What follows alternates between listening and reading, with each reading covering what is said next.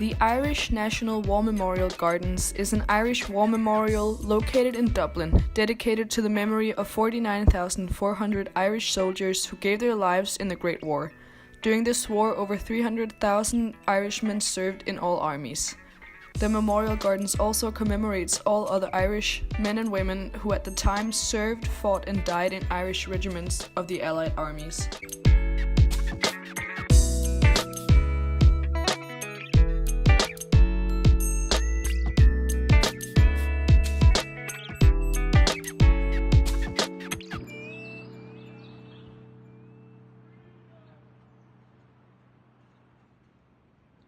This is the Celtic hat, which is the official emblem of Ireland.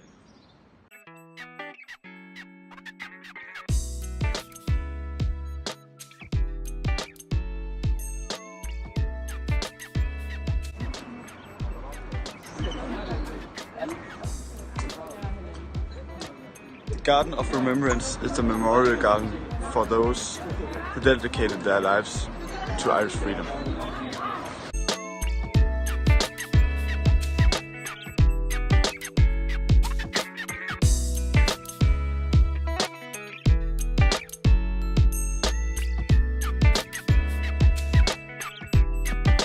Alright, so we're gonna do a Punnett square with alcohol because it's the fun and best way. If these two went together and had a child, it will 100% be a brown haired child because the brown haired is dominant.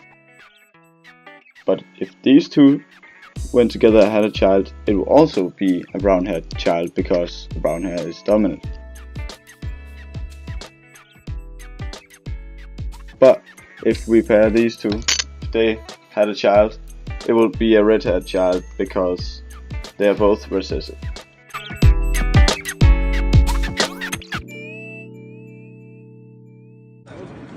it's very great.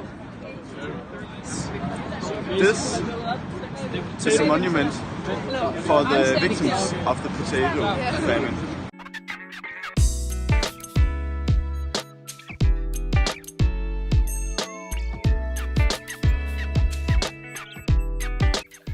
The Irish potato famine was caused by the lack of genetic variation in potatoes. In the 1800s, Ireland was trying to create more food for the growing population. This was done by planting more potatoes, however all of these potatoes were genetically identical to one another. This meant that when one potato was hit by the so-called potato bleach, all the other was affected as well.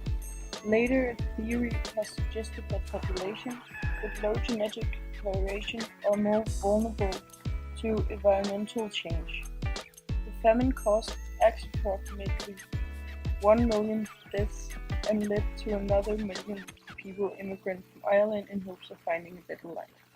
How do you find Irish identity?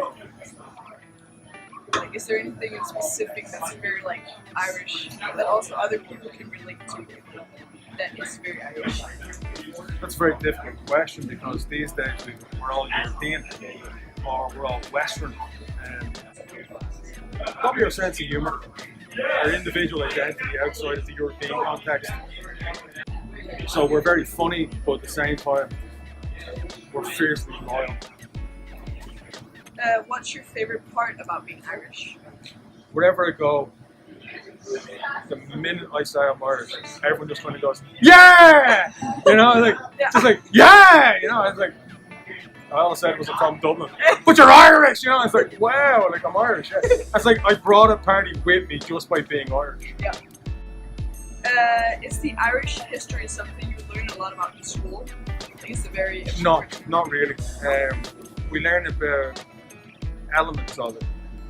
But there are certain parts with that, as I discussed with one of your friends earlier, that we'll never talk about. So, for instance, the Irish Civil War, never talked about, not taught in schools. You have to go to university and deal with that aspect of it. Because it's still, it's less than 100 years, but it's still pretty involved. Yeah. What do you know about the potato famine?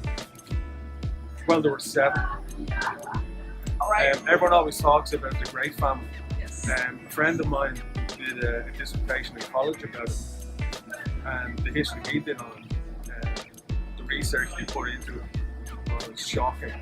And essentially, we were almost forced into what the Ukrainians had to go through with Holodomor, where we were almost forced to cannibalism, because all the produce in this country was farmed straight over to the United Kingdom.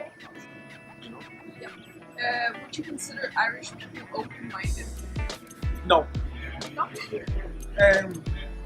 It's weird to say, like, no is the immediate answer, but it's a complicated question that you're asking. Irish people are very tolerant, very forgiving, and very loving. It just seems to be our way. But at the same time, if you're an asshole, excuse the language, if you're a negative person, if you're a bad person, you get a certain amount of time, and then you're just done. So we talked a lot about, like, in our school about genetics in Ireland. So one of the articles that we read were about red-haired people going extinct. Yep. Do you think they will go extinct? Well, as a lover of red-headed people, because they only come in two categories, good looking or really bastard ugly. Sorry for language. Get rid of the second one I mentioned and keep the first one. But redheads, for some strange reason, everyone thinks that redheads are Irish. Redheads aren't Irish, they're Scandinavian. You know? There's no way that historically we could have bred redheads. And the weird thing is, as a person who has black hair, the opposite of my black hair is a ginger. Not a blonde, not a brunette, it's a ginger, right? So my genetic race, should we say, the black haired people, we're going strong. But it'd be a shame to see redheads go.